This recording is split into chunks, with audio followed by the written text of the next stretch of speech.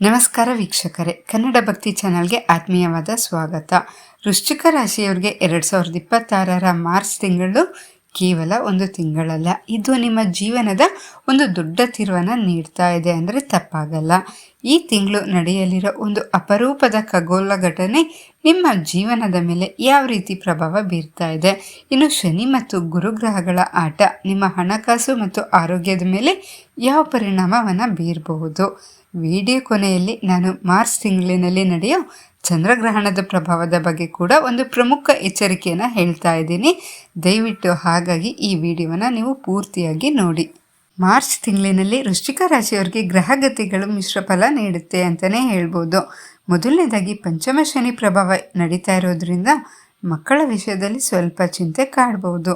ಇನ್ನು ಗುರು ಅಷ್ಟಮದಲ್ಲಿ ಸಂಚಾರ ಮಾಡ್ತಾ ಇರೋದ್ರಿಂದ ಯಾವುದೇ ಹೊಸ ನಿರ್ಧಾರಗಳನ್ನ ನೀವು ತೆಗೆದುಕೊಳ್ಳೋ ಮುಂಚೆ ಒಂದೆರಡು ಸಲ ಯೋಚನೆ ಮಾಡಿ ಯಾವುದು ಒಳಿತು, ನಿಮಗೆ ಯಾವುದು ಒಳ್ಳೇದು ಅನಿಸುತ್ತೋ ಅಲ್ಲಿ ನೀವು ಕಾಲಿಡೋದು ತುಂಬಾ ಒಳಿತು. ಆದರೆ ಗಾಬರಿ ಪಡಬೇಡಿ, ಈ ಸವಾಲುಗಳನ್ನ ಎದುರಿಸೋಕೆ ಪರಿಹಾರಗಳು ಕೂಡ ಇದೆ. ಈ ತಿಂಗಳು ವೃಶ್ಚಿಕ ರಾಶಿಯ ಉದ್ಯೋಗಸ್ಥರಿಗೆ ಹೇಗಿರುತ್ತೆ ಅಂತ ನಾವು ನೋಡೋದಾದರೆ, ಕೆಲಸದಲ್ಲಿ ಒತ್ತಡ ಹೆಚ್ಚಾಗಬಹುದು. ಇನ್ನು ಮೇಲಧಿಕಾರಿಗಳ ಜೊತೆ ನೀವು ಮಾತನಾಡಬೇಕಾದ್ರೆ ಸ್ವಲ್ಪ ತಾಳ್ಮೆ ಇರಲಿ.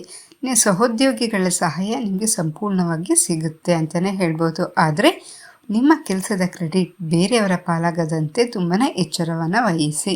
ಇನ್ನು ಈ ತಿಂಗಳು ವ್ಯಾಪಾರಸ್ಥರಿಗೆ ಹೇಗಿರುತ್ತೆ ಅಂತ ನಾವು ನೋಡೋದಾದರೆ ಸಾಧಾರಣ ಲಾಭ ಇರುತ್ತೆ ಅಂತಲೇ ಹೇಳ್ಬೋದು. ಇನ್ನು ನೀವೇನಾದ್ರು ಹೊಸ ಹೂಡಿಕೆ ಮಾಡೋ ಪ್ಲ್ಯಾನ್ ಏನಾದರೂ ಇದ್ದರೆ ಹೊಸ ಹೂಡಿಕೆ ಮಾಡೋ ಮುನ್ನನೇ ನೀವು ಅನುಭವಸ್ಥರ ಸಲಹೆ ಪಡೆಯೋದು ತುಂಬಾ ಒಳ್ಳೆಯದು. ಇನ್ನು ನೀವೇನಾದ್ರು ಪಾಲುದಾರಿಕೆ ವ್ಯವಹಾರ ಮಾಡ್ತಾ ಇದ್ದರೆ ಅದರಲ್ಲಿ ಪಾರದರ್ಶಕತೆ ಇರುವಂತೆ ನೋಡಿಕೊಳ್ಳಿ. ರೈತ ಬಾಂಧವರಿಗೆ ಈ ತಿಂಗಳು ಶ್ರಮಕ್ಕೆ ತಕ್ಕ ಪ್ರತಿಫಲ ಸಿಗುತ್ತೆ ಅಂತಲೇ ಹೇಳ್ಬೋದು. ನೀರಿನ ನಿರ್ವಹಣೆ ಮತ್ತು ಹೊಸ ತಂತ್ರಜ್ಞಾನದ ಬಳಕೆ ಬಗ್ಗೆ ತುಂಬಾ ಗಮನವನ್ನು ಹರಿಸಿ. ಭೂಮಿಗೆ ಸಂಬಂಧಿಸಿದ ವ್ಯವಹಾರಗಳಲ್ಲಿ ತುಂಬಾ ಹುಷಾರಾಗಿರಿ. ಆರೋಗ್ಯ ವಿಷಯ ನೋಡೋದಾದರೆ ಆರೋಗ್ಯದ ವಿಷಯದಲ್ಲಿ ನಿರ್ಲಕ್ಷ್ಯ ಬೇಡ. ಮುಖ್ಯವಾಗಿ ಆರೋಗ್ಯ ಹೊಟ್ಟೆಗೆ ಸಂಬಂಧಿಸಿದ ಸಮಸ್ಯೆಗಳು ಅಥವಾ ಮಾನಸಿಕ ಒತ್ತಡ ಹೆಚ್ಚಾಗ್ಬೋದು. ಆದ್ದರಿಂದ ನೀವು ಪ್ರತಿನಿತ್ಯ ಯೋಗ ಮತ್ತು ಧ್ಯಾನ ಮಾಡೋದು ನಿಮಗೆ ತುಂಬಾ ಒಳ್ಳೆಯದು. ಇನ್ನು ಕೌಟುಂಬಿಕ ವಿಚಾರ ಹೇಗಿರುತ್ತೆ ಅಂತ ನಾವು ನೋಡೋದಾದರೆ ಕುಟುಂಬದಲ್ಲಿ ಸಣ್ಣ ಪುಟ್ಟ ಭಿನ್ನಾಭಿಪ್ರಾಯಗಳು ಬರಬಹುದು. ನೀವು ನಿಮ್ಮ ಸಂಗಾತಿಯ ಮಾತಿಗೆ ಗೌರವವನ್ನು ಕೊಡಿ. ಹಿರಿಯರ ಆರೋಗ್ಯದ ಕಡೆ ನೀವು ಕಾಳಜಿಯನ್ನು ವಹಿಸಿ. ಮನೆಗೆ ಅತಿಥಿಗಳ ಆಗಮನದಿಂದ ಮನೆಯಲ್ಲಿ ಸಂತೋಷದ ವಾತಾವರಣ ಇರುತ್ತೆ. ವೃಶ್ಚಿಕ ರಾಶಿಯವರ ಅದೃಷ್ಟ ಸಂಖ್ಯೆ ಬಂದು 9. ಅದೃಷ್ಟದ ದಿನ ಮಂಗಳವಾರ. ಅದೃಷ್ಟ ಬಣ್ಣ ಕೆಂಪು ಬಣ್ಣ. ನಿಮ್ಮ ಸಮಸ್ಯೆಗಳ ನಿವಾರಣೆಗೆ ಈ ಸರಳ ಪರಿಹಾರಗಳನ್ನ ಪಾಲಿಸಿ. ನೀವು ಪ್ರತಿ ಶನಿವಾರ ನೀವು ಶನಿದೇವನಿಗೆ ಸಾಸಿವೆ ಎಣ್ಣೆಯಿಂದ ದೀಪವನ್ನು ಹಚ್ಚಿ.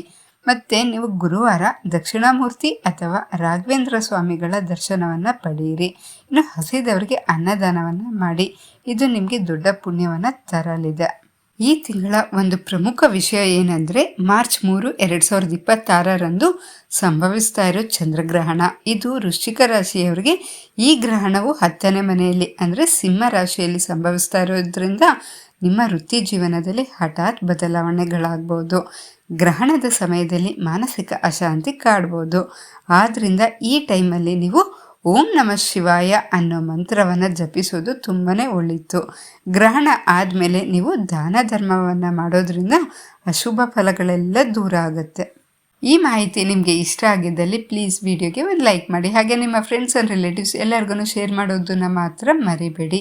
ಇನ್ನೂ ಹೆಚ್ಚಿನ ಮಾಹಿತಿಗಾಗಿ ಇನ್ನೂ ನಮ್ಮ ಚಾನಲನ್ನು ಸಬ್ಸ್ಕ್ರೈಬ್ ಆಗಿಲ್ಲ ಅಂದರೆ ದಯವಿಟ್ಟು ಈಗಲೇ ನೀವು ನಮ್ಮ ಚಾನಲನ್ನು ಸಬ್ಸ್ಕ್ರೈಬ್ ಮಾಡಿಕೊಳ್ಳಿ. ಧನ್ಯವಾದಗಳು. ನಿಮ್ಮ ದಿನ ಶುಭವಾಗಿರಲಿ.